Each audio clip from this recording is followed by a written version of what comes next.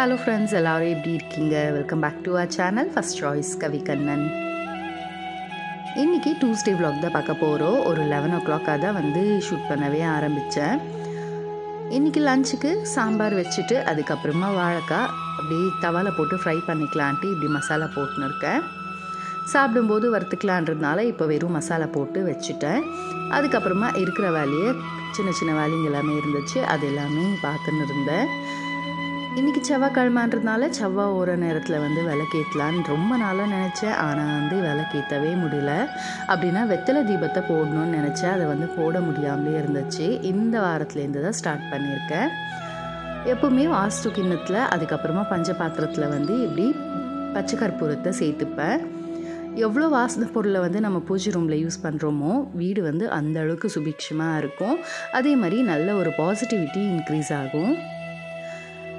வெள்ளை வாசப்படிக்கு வாஸ்து கிண்ணத்தில் எப்படி பூ போட்டு உருளியில் ரெடி பண்ணிக்கினேன். அதுக்கப்புறமா அதை எடுத்துன்னு போய் வெளில வச்சுட்டேன். நம்ம பூஜை ரூமை எந்த அளவுக்கு அலங்காரம் பண்ணுறோமோ அதே மாதிரி தான் வாசப்படியும் சரி கிச்சனும் சரி எப்போவுமே க்ளீனாக இருக்கணும். ஒரு வீட்டுக்கு மெயின் பார்த்திங்கன்னா வாசப்படி தான். அந்த வாசப்படியை வந்து எப்போவுமே நம்ம மங்களகரமாக வச்சோம்னாலே வீடு வந்து நல்ல ஒரு பாசிட்டிவ் எனர்ஜி இன்க்ரீஸ் ஆகும்.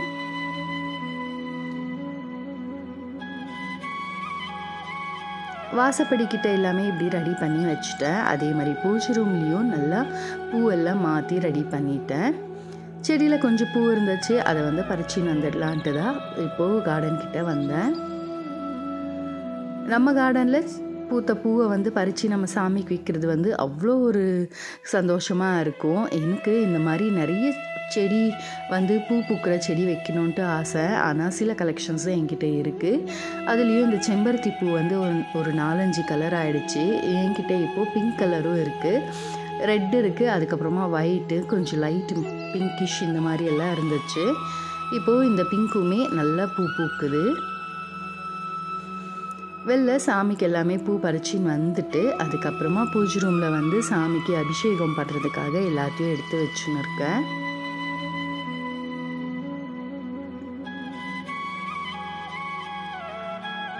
பூஜை ஸ்டார்ட் பண்ணுறதுக்கு முன்னாடி ஃபஸ்ட்டு வந்து காமாட்சி அம்மா விளக்கேற்றிப்பேன். அதே மாதிரி பூஜை ரூமில் எத்தனை நான் விளக்கு வச்சுருந்தாலும் ஃபஸ்ட்டாக பார்த்திங்கன்னா காமாட்சி அம்மா விளக்கு தான் வந்து ஏற்றணும். அதனால் ஃபஸ்ட்டு காமாட்சி அம்மா விளக்கு ஏற்றிட்டு புள்ளியார மனசில் நினச்சி அதுக்கப்புறமா முருகருக்கு வந்து வேல் அபிஷேகம் பண்ணுறதுக்கு ஸ்டார்ட் பண்ண போகிறேன். இன்றைக்கி நான் வெறும் பால் அபிஷேகம் மட்டும்தான் பண்ணேன். இன்றைக்கி ஃபஸ்ட் டைம் பண்ணுறேன் இல்லையா, அப்படின்னா வெத்தலை தீபத்தை வந்து ஃபஸ்ட் டைம் வைக்க போகிறேன். அதனால் கொஞ்சம் படபடப்பாக இருந்துச்சு. அதனால் வெறும் பால் அபிஷேகம் பண்ணிவிட்டு அதுக்கப்புறமா தான் பூஜையை ஆரம்பித்தேன்.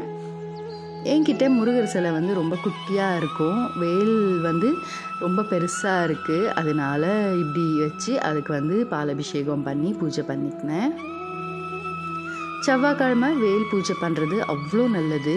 அதனால இன்றைக்கி வேல் அபிஷேகத்தோடு ஆரம்பிக்கலான்றதுக்காக தான் ஃபஸ்ட்டு அபிஷேகம் பண்ணிவிட்டு அதுக்கப்புறமா பூஜையை ஆரம்பிக்க போகிறேன்.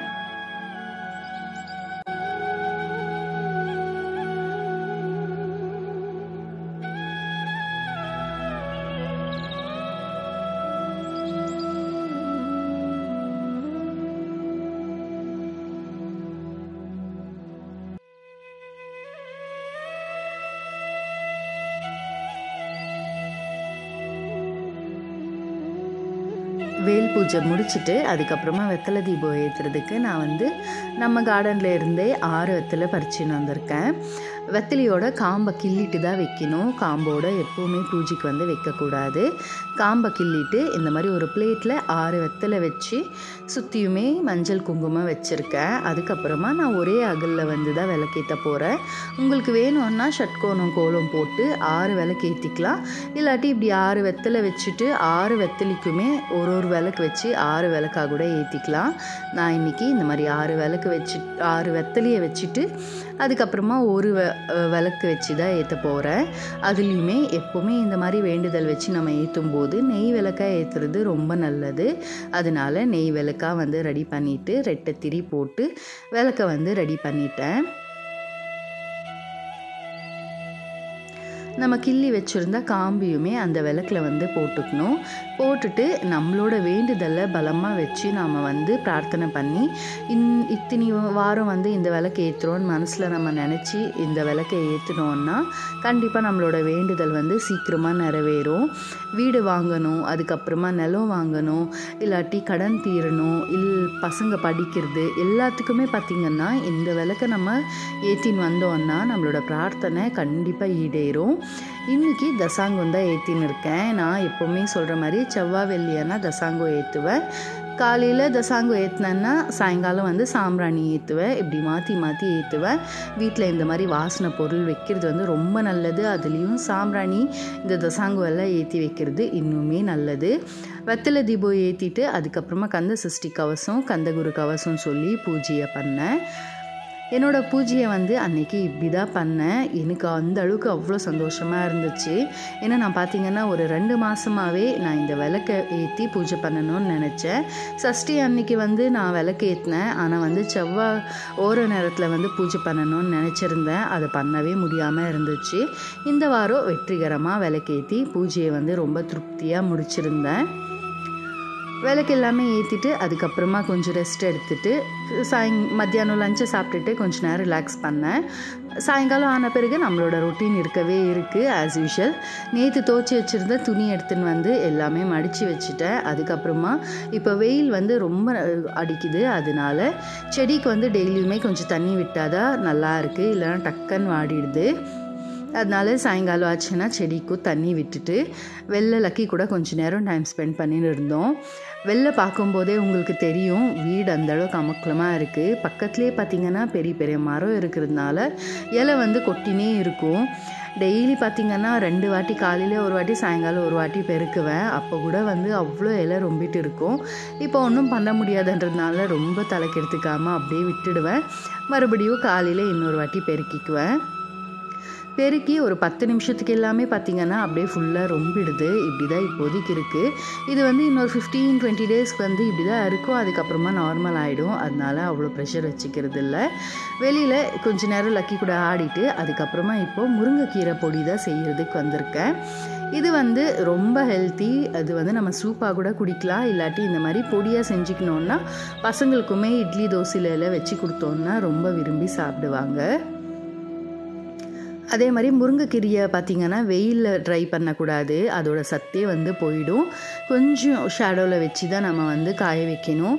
நான் வந்து பார்த்திங்கன்னா ஒரு 2-3 நாளாக நல்லா காய வச்சுருந்தேன். கூடவே கொஞ்சமாக கருவேப்பிலையும் சேர்த்து தான் காய வச்சுருந்தேன். இதை வறுக்கிறதுக்கு பார்த்திங்கன்னா 1 டேபிள் ஸ்பூன் அளவுக்கு எள்ளு சேர்த்துருக்கேன்.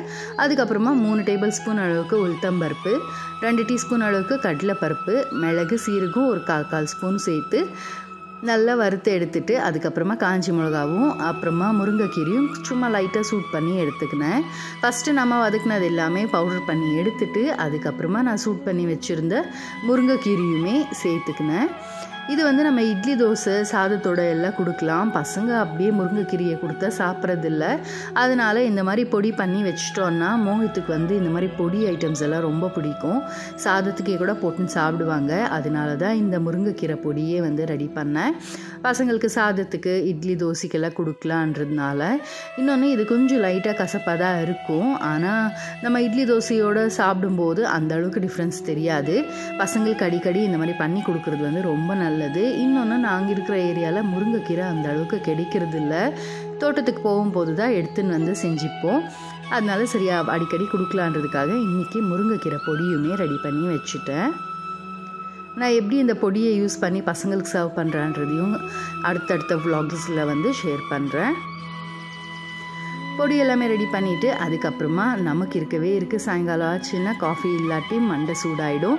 அதனால் காஃபி வச்சு குடிச்சிட்டு அதுக்கப்புறமா நைட்டு டின்னர் ப்ரிப்ரேஷன் தான் பண்ணின்னு இருக்கேன். நைட் டின்னருக்கு சப்பாத்தியும் அதுக்கப்புறமா மஷ்ரூம் கிரேவி தான் பண்ணலான்னு இருக்கேன். அதுக்கு ஃபஸ்ட்டு சப்பாத்தி மாவு வந்து பிசைஞ்சு வச்சுட்டேன். சப்பாத்தி மாவு பிசைஞ்சு வச்சுட்டு அதுக்கப்புறமா பசங்க படிச்சுன்னு இருந்தாங்க. அவங்களோட போய் கொஞ்சம் நேரம் டைம் ஸ்பெண்ட் பண்ணிவிட்டு அதுக்கப்புறமா கிரேவி செய்கிறதுக்கு கிச்சனுக்குள்ளே வந்தாச்சு. 7:30க்கு எல்லாமே பார்த்திங்கன்னா நான் டின்னர் வேலையை வந்து முடிச்சுடுவேன். அப்படின்னா கிரேவி ஏதாவது செய்கிறதா இருந்தால் செஞ்சு ரெடி பண்ணிப்பேன். சாப்பிட வரும்போது நல்லா சூடாக வந்து சப்பாத்தி போட்டு கொடுப்பேன். 7:30 எல்லாமே டின்னர் முடிச்சிட்டேன்னா பசங்க வந்து சாப்பிட்டு 8 o'clock எல்லாமே டின்னர் வேலை முடிஞ்சிடும். அதுக்கப்புறமா எனக்கு கிச்சன் க்ளீன் பண்ணுறதுக்கு ஈஸியாக இருக்குன்றதுனால முடிஞ்ச அளவுக்கு நான் வந்து டின்னர் வேலையை வந்து சீக்கிரமாக ஸ்டார்ட் பண்ணிவிடுவேன். இன்றைக்கி மஷ்ரூம் கிரேவி தான் செஞ்சுன்னு இருக்கேன். இந்த மஷ்ரூம் கிரேவி பார்த்திங்கன்னா இட்லி தோசையோடு அவ்வளோ சூப்பராக இருக்கும். அதே மாதிரி சப்பாத்திக்கு சைட் டிஷ் வந்து அவ்வளோ சூப்பராக இருக்கும். கண்டிப்பாக இந்த ரெசிபியை ட்ரை பண்ணிவிட்டு எனக்கு கமெண்ட் பண்ணுங்கள். என்னோடய சேனலில் பார்த்திங்கன்னா நான் வந்து கமெண்ட்ஸை தான் வந்து எதிர்பார்ப்பேன். ஏன்னா நீங்கள் எவ்வளோ கமெண்ட் பண்ணுறீங்களோ அப்போ தான் எனக்கு தெரியும் நீங்கள் இந்த வீடியோவை பற்றி என்ன நினைக்கிறீங்க. அதே மாதிரி என்னோடய சேனலில் நீங்கள் என்ன எதிர்பார்க்குறீங்கன்றதை வந்து கமெண்ட் மூலியமாக தான் எனக்கு தெரிய வைக்க முடியும். ஆனால் அந்த கமெண்ட்ஸ்ன்றது வந்து ரொம்ப கம்மியாக தான் வரும். அது வந்து ரொம்ப கஷ்டமாக இருக்கும். அதனால் உங்களோட ஒப்பீனியன்ஸ் என்ன இருக்குதோ கண்டிப்பாக எனக்கு கமெண்ட்ஸ் மூலியமாக ஷேர் பண்ணுங்கள். நீங்கள் கமெண்ட் பண்ண அடுத்த நிமிஷமே வந்து நான் எவ்வளோ சீக்கிரம் முடியுமோ அவ்வளோ சீக்கிரம் உங்களுக்கு ரெஸ்பான்ஸும் பண்ணுவேன். அதனால் எதுவாக இருந்தாலும் அடுத்த வீடியோஸ் நான் என்ன போடணும், இல்லை நீங்கள் உங்களுக்கு இதில் ஏதாவது டவுட்ஸ் இருந்தாலோ எதுவாக இருந்தாலும் எனக்கு ஷேர் பண்ணுங்கள். கண்டிப்பாக அதுக்கு நான் ரெஸ்பாண்ட் பண்ணுவேன். இப்போ மஷ்ரூம் கிரேவிக்கு பார்த்திங்கன்னா நான் வந்து ஃபஸ்ட்டு அரிசி மாவு போட்டு நல்லா மிக்ஸ் பண்ணிவிட்டு அதுக்கப்புறமா தண்ணி விட்டு 4-5 வாட்டி கழுவி எடுத்துட்டேன். டைரெக்டாக மஷ்ரூமில் தண்ணி விட்டு கழுவுறதை விட இப்படி அரிசி மாவு சேர்த்து கழுவும் போது நல்லா மண் சுத்தமாக வந்துடும். நம்ம க்ளீன் பண்ணுறதுக்கு ரொம்பவே ஈஸியாக இருக்கும். இப்போ அப்படி பண்ணிவிட்டு அதுக்கப்புறம் மஷ்ரூமை நாளாக கட் பண்ணிக்கினேன். இப்போ கடாயில் எண்ணெய் விட்டு மஷ்ரூம் போட்டு ஒரு 5 நிமிஷம் விட்டு எடுத்துட்டேன். அதுக்கப்புறமா அதே கடாயில் இன்னும் கொஞ்சம் எண்ணெய் விட்டு வெங்காயம், தக்காளி, இஞ்சி, பூண்டு சேர்த்துருக்கேன். இங்கே முந்திரி சுடுதண்ணியில் போட்டு ஊற வச்சுருக்கேன். வெங்காயம், தக்காளி எல்லாமே இந்த அளவுக்கு வதங்கின பிறகு நல்லா ஆற வச்சுட்டு இதை வந்து மிக்ஸி ஜாரில் சேர்த்துக்கிறேன்.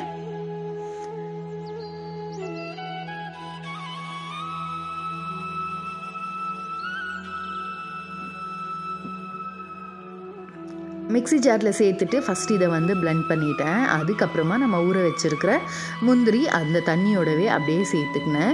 இப்போது முந்திரியை சேர்த்துட்டு கூடவே நம்ம ஸ்பைசஸையும் இதுலேயே சேர்த்துட்டு போகிறோம்.